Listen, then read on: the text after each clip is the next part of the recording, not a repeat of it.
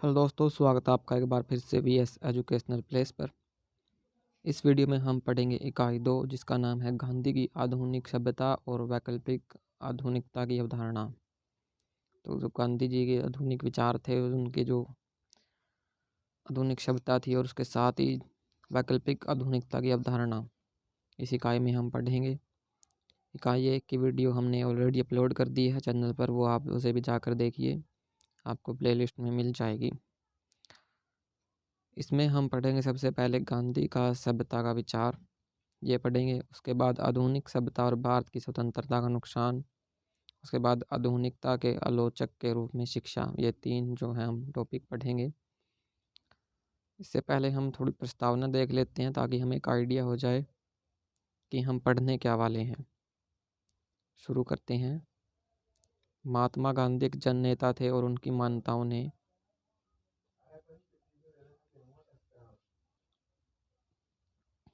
महात्मा गांधी एक जन नेता थे और उनकी मान्यताओं ने आने वाली पीढ़ियों को भी प्रभावित किया। जैसा कि यह माना जाता है कि सभ्यता की भावना का होना एक अच्छा विचार है। उनके मन में पश्चिमी सभ्यता और भारतीय सभ्यता के बीच का अंतर काफ़ी स्पष्ट था। वह जीवन जीने की पश्चिमी विधा और नैतिकता की भावना के प्रबल आलोचक थे। तो महात्मा गांधी जी जो हैं पश्चिमी सभ्यता के आलोचक थे। उन्होंने यह कभी नहीं माना कि पश्चिम द्वारा वैज्ञानिक और तकनीकी विकास से उनकी सही मायने में प्रगति हुई है। तो गांधी जी का ये मानना था कि जो पश्चिमी सभ्यता द्वारा वैज्ञानिक और तकनीकी विकास हुआ है, जो औद्योगिक प्रौद्योगिक विकास हुआ है, उससे भारत की प्रगति नहीं हुई। गांधी द्वारा अंग्रेजों और पश्चिमी भौतिकवाद के खिलाफ उनके लंबे राजनीतिक और दार्शनिक संघर्ष में इस्तेमाल किए गए अधिकांश शब्द और प्रतीक एक तरफ भारतीय परंपरा के प्रतीक थे और दूसरी तरफ आधुनिक पश्चिमी सभ्यता के आलोचक थे। तो जो गांधी जी ने शब्द प्रयोग किए हैं पश्चिमी भौतिकतावादी सभ्यता के खिलाफ, वो एक तरफ तो जो हैं उनके पश्चिमी सभ्यता के आलोचक और के रूप में उन्होंने प्रयोग किए हैं, और दूसरा वो भारतीय परंपरा के प्रतीक भी हैं। इन शब्दों और प्रतीकों के एक से अधिक अर्थ हैं, वे कई संदेश भी देते हैं, और उनमें से सबसे महत्वपूर्ण है आधुनिकता की आलोचना। तो गांधी जी ने सबसे महत्वपूर्ण संदेश जो आधुनिकता की आलोचना दिया है। इन भारतीय शब्दों और प्रतीकों का उपयोग गांधी द्वारा राष्ट्रवाद, औद्योगिकरण और पश्चिमी शिक्षा की 3 महत्वपूर्ण अवधारणाओं की आलोचना करने के लिए किया गया था।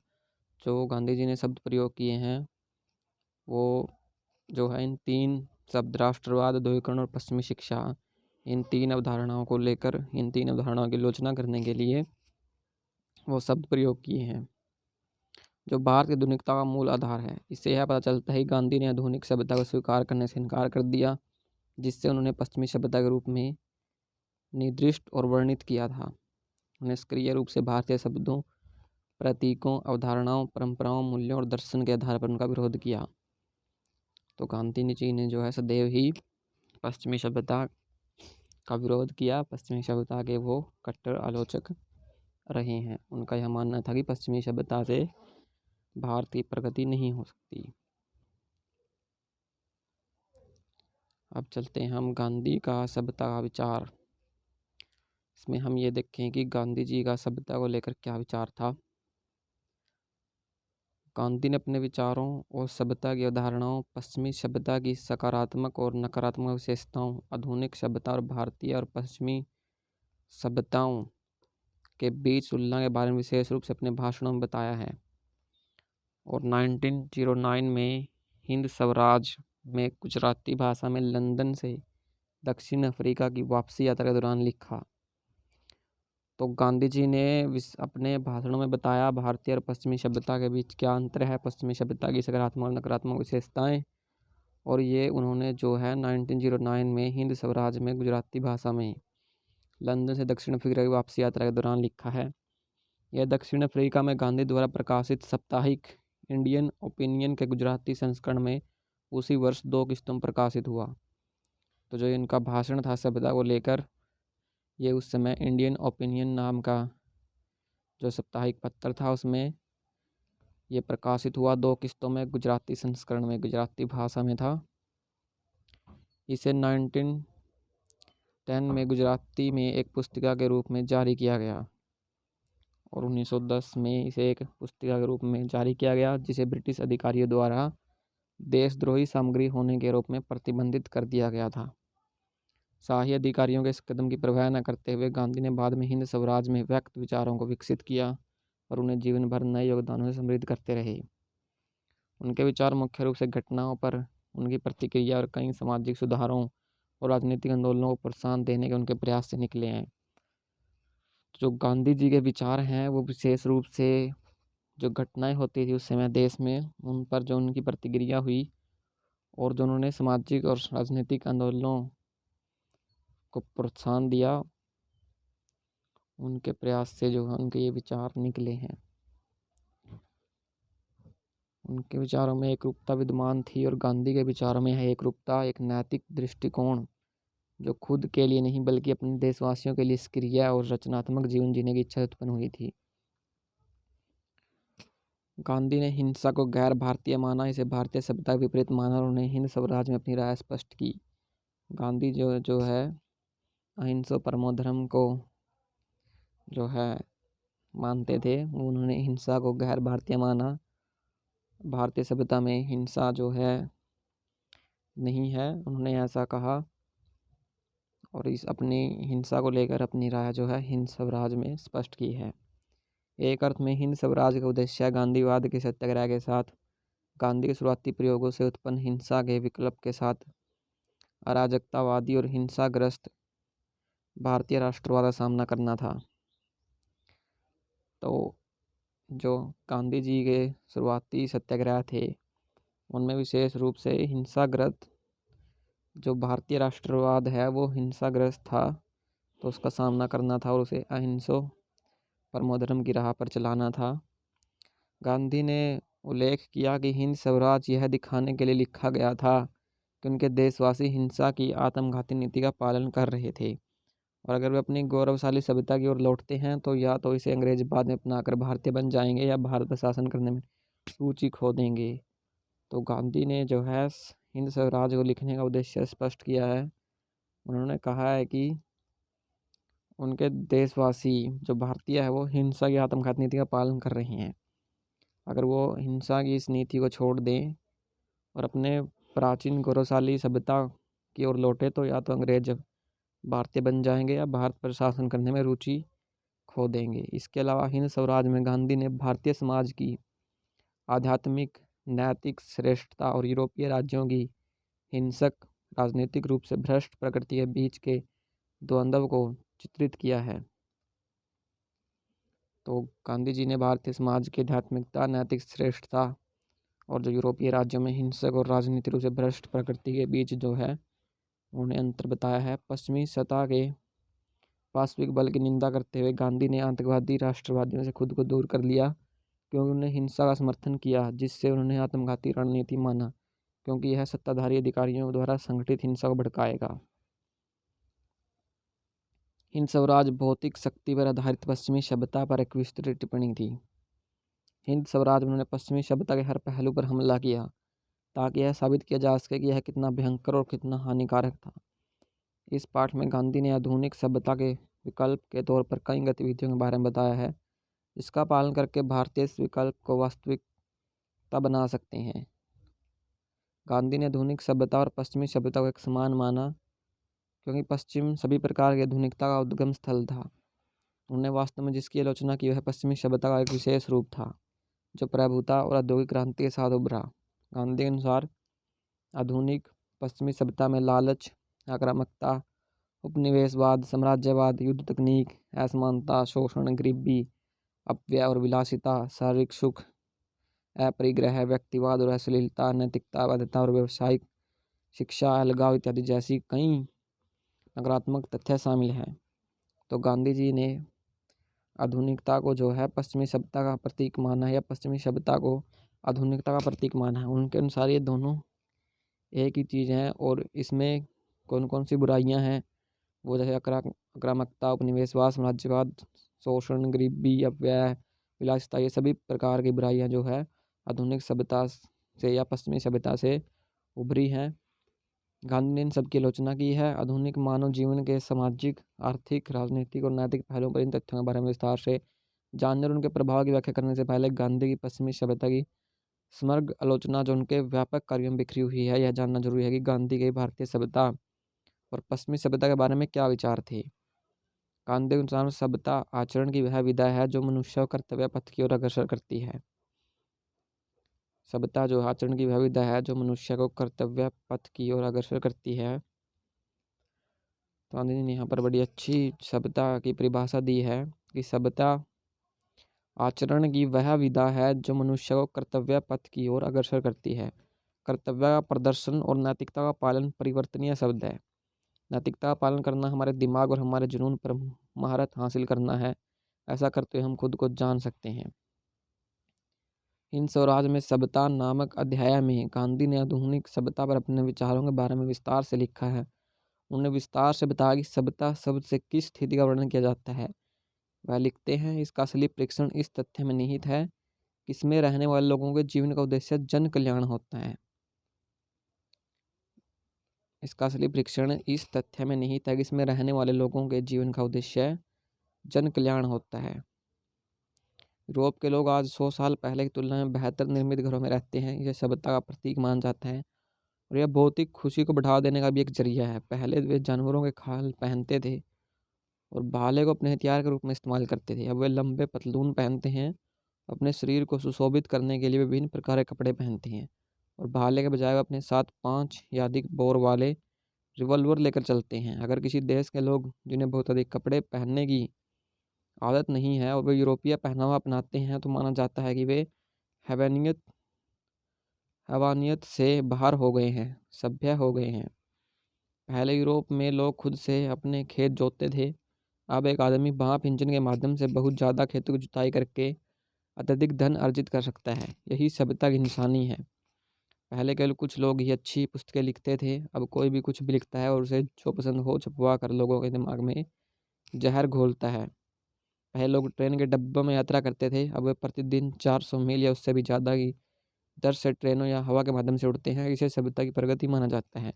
ऐसा कहा जाता है कि मानव प्रगति करके हवाई जहाज से यात्रा के कुछ घंटों में ही दुनिया के किसी भी हिस्से तक पहुंचने में सक्षम होंगे। मनुष्य को अपने हाथ और पैरों का उपयोग करके मेहनत करने की आवश्यकता नहीं होगी। वे एक बटन दबाएंगे और उनके पास उनके कपड़े होंगे। वे एक और बटन दबाएंगे और उनके पास अपना अखबार होगा। एक और बटन दबाएंगे, एक मोटर कार उनके इंतजार में खड़ी होगी। विभिन्न प्रकार के स्वादिष्ट भोजन खाएंगे। सब कुछ मशीन द्वारा किया जाएगा। पहले जब लोग एक दूसरे से लड़ते तो उसका फैसला शारीरिक शक्ति के आधार पर होता था। अब एक बंदूक के साथ पहाड़ी पर बैठे एक आदमी द्वारा हजारों लोगों की जान लेना संभव है। यह सभ्यता है। पहले लोग खुली हम उतना ही काम करते जितना वे चाहते थे। अब कारखानों और खानों के रखरखाव के लिए हजारों श्रमिक एक साथ काम करते हैं। उनकी हाल जानवरों से ही बदतर है। तो देखिए यहाँ पर किस तरह जो है पश्चिमी सभ्यता को लेकर गांधी जी ने यहाँ पर व्यंग्य किया है। व्यंग्य के द्वारा बताया है कि पश्चिमी सभ्यता कैसी है और किस प्रकार जो है वो मानव के लिए, मानवता के लिए हानिकारक है, नकारात्मक है। आगे चलते हैं। वे करोड़पति लोगों की खातिर सबसे खतरनाक व्यवसाय में अपने जीवन के जोखिम पर काम करने के लिए बाध्य हैं।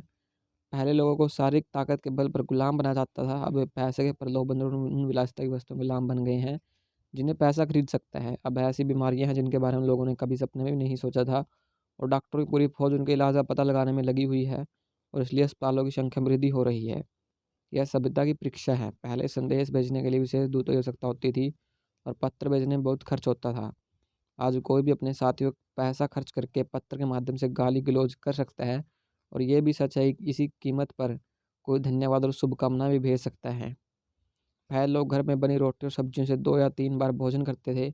अब उन्हें हर 2 घंटे में कुछ खाने की आवश्यकता होती है क्योंकि अब उन्हें मुश्किल से ही आराम करने का समय मिल पाता है। यह सभ्यता न तो नैतिकता का ध्यान रखती है और न ही धर्म का।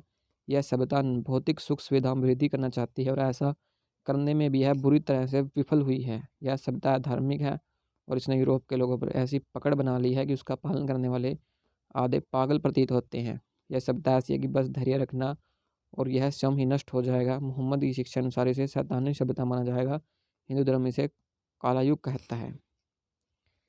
तो इस प्रकार गांधी जी ने यहाँ पर अपने विचार पश्चिमी सभ्यता को लेकर, आधुनिक सभ्यता को लेकर बताए हैं और व्यंग्य के माध्यम से उस पर कड़ा प्रहार किया है। आप देख सकते हैं यहाँ पर जो नकारात्मकता है, जो बुराइयां हैं पश्चिमी सभ्यता की, वो यहाँ पर गांधी जी ने जो है पूर्ण रूप से यहाँ पर आपको बताई हैं। अगर आपसे प्रश्न पूछता है कि गांधी जी के सभ्यता के बारे में क्या विचार थे, तो आप यहाँ तक, हिंदू धर्म इसे काला युग कहता है, यहाँ तक लिख सकते हैं। इससे ज़्यादा लिखने की आपको जरूरत नहीं है। तो अब हम चलते हैं अपने नेक्स्ट टॉपिक की ओर, आधुनिक सभ्यता और भारतीय स्वतंत्रता का नुकसान। तो आधुनिक सभ्यता से भारतीय स्वतंत्रता किस प्रकार नुकसान हो रहा है वो हम पढ़ेंगे। गांधी ने कहा कि भारतीयों ने अपनी सभ्यता से खुद को दूर कर लिया है, जो अनिवार्य रूप से आध्यात्मिक था और इसके बजाय भौतिक समृद्धि की ओर बढ़ रहा था, जिस पर पश्चिमी सभ्यता आधारित थी, और यही भारतीय स्वतंत्रता खोने का आंतरिक और मूलभूत कारण था। तो भारतीय स्वतंत्रता को गांधी जी के अनुसार भारतीय स्वतंत्रता को खोने का आंतरिक और मूलभूत कारण है कि भारतीयों ने अपने आप को अपनी सभ्यता से दूर कर लिया है और वो पश्चिमी सभ्यता की ओर बढ़ रहे हैं। वह भारतीय राजाओं के उस ढुलमुल रवैये की निंदा करते हैं जिसने अंग्रेजों को यहाँ अपनी सैन्य उपस्थिति बढ़ाने का अवसर दिया। वह हिंदुओं और भारत के मुसलमानों के बीच दुश्मनी का भी हवाला देते हैं, जिसने भारतीयों ने उन परिस्थितियों का निर्माण किया जिसने ईस्ट इंडिया कंपनी को ऐसे अवसर प्रदान किए, जिसके कारण धीरे धीरे कंपनी का भारत पर नियंत्रण होता गया। और गांधी निष्कर्ष है कि इसलिए यह कहना ज़्यादा सही है कि हमने भारत को अंग्रेजी को दे दिया, न कि भारत हारा है। तो गांधी जी के अनुसार भारत हारा नहीं है, हमने अपने आप भारत को अंग्रेजों को दे दिया है। गांधी का दृढ़ मत था कि जब भारतीय अपनी सभ्यता की महानता का एहसास करेंगे, अपनी प्राचीन जड़ों तक जाएंगे, तो अपने गुलामी की जंजीरों को तोड़ फेंकने में सक्षम होंगे। ऐसा इसलिए क्योंकि उनका मानना था कि वह भारतीय सभ्यता की कमजोरी का दौर था, जिस दौर अंग्रेजों ने भारत को अपने नियंत्रण में ले लिया। गांधी का मानना था कि अंग्रेजों ने आधुनिक रेलवे, टेलीग्राफ, पश्चिमी शिक्षा, वकीलों और डॉक्टरों के पैसे आदि को भारतीयों को लाभ पहुंचाने के लिए नहीं, बल्कि उन्हें आगे बढ़ाने के लिए पेश किया था।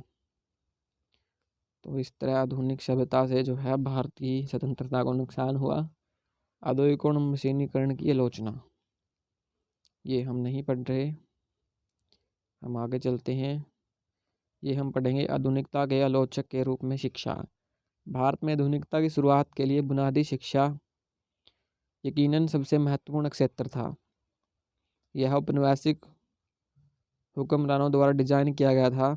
इसके अलावा आमतौर पर भारतीय परंपरा से अलग होने के साथ यह ग्रामीण इलाकों में लाखों लोगों की जरूरतों और समस्याओं से बेखबर था। गांधी की बुनियादी शिक्षा योजना मुख्य रूप से ग्रामीण शिक्षा और हस्तशिल्प का एक तंत्र था, जो शिक्षा का माध्यम था। कताई और बुनाई गांधी की प्राथमिकता थी, और इसलिए उनका पूरा शिक्षा शास्त्र और शैक्षणिक दर्शन उनके जीवन के लिए खादीदार दृष्टिकोण से जुड़ा हुआ था। गांधी जो है शिक्षा की पश्चिमी व्यवस्था के घोर आलोचक थे। उन्होंने महसूस किया कि यह भारतीय जरूरतों के लिए पूरी तरह से अनुपयुक्त और पश्चिमी मॉडल की एक बुरी नकल थी। उन्होंने आगे कहा कि तत्कालीन शिक्षा प्रणाली का माध्यम विदेशी भाषा होने के कारण हमारे स्कूलों और कॉलेजों के युवाओं की ऊर्जा का पूरा उपयोग नहीं हो पाता था, और बस क्लर्क और करेला के कामगार की फौज बनते जा रहे थे। तो गांधी जी के अनुसार जो है पश्चिमी शिक्षा से हमारे युवाओं का ऊर्जा का पूरा प्रयोग नहीं हो पा रहा, और इसमें जो है एक मेन रीज़न उन्होंने बताया कि विदेशी भाषा होने के कारण, और वो हमारे जो युवा हैं वो क्लर्क और करेला के कामगार की फौज बनते जा रहे हैं। उनका दृढ़ मत था कि इसने सारी मौलिकता का नाश कर दिया है, विभिन्न भारतीय भाषाओं को कमज़ोर कर दिया है, और जनता के उच्च ज्ञान के लाभ से वंचित कर दिया है, जो अन्यथा उनके साथ शिक्षा वर्गों के मिलन के माध्यम से सही रहता था।